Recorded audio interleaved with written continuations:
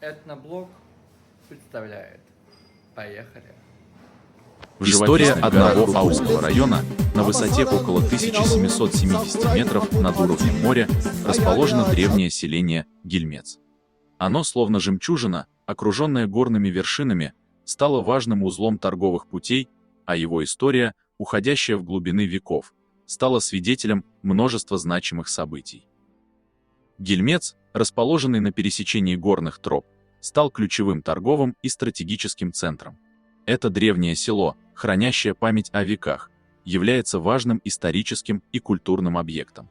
Его старинные здания, впечатляющие горные пейзажи и дружелюбные жители привлекают путешественников и исследователей со всей страны. По итогам полевых исследований установлено, что Гельмец был основан не позднее V-VI веков.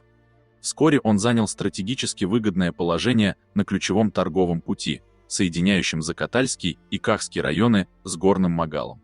Этот маршрут обеспечивал наиболее короткий путь до Цахура и играл важную роль в обмене товарами.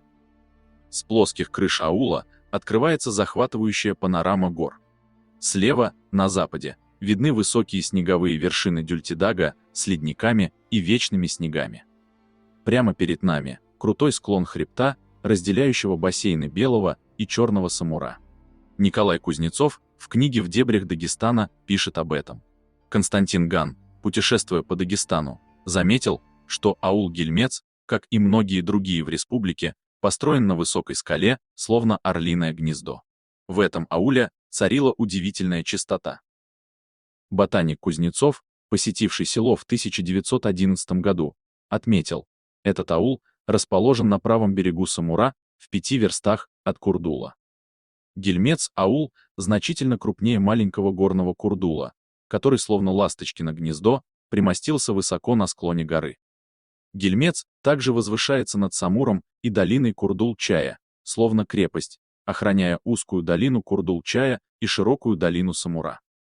Рождение ребенка, особенно первого, было значимым событием для семьи и рода Цахуров, сопровождаемым особыми обрядами. В Дагестане эти обряды делились на 3 этапа: подготовка, роды и послеродовой период. Молодая женщина старалась скрыть беременность, особенно от старших членов семьи.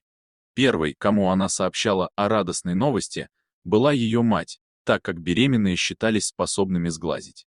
Женщина, ожидавшая ребенка, скрывала свою беременность, чтобы избежать вреда. Беременные, кроме богатых, не получали особого ухода, но освобождались от тяжелой работы. Их желания исполнялись, иначе у ребенка могло появиться родимое пятно в форме недоеденного фрукта, верили Цахуры.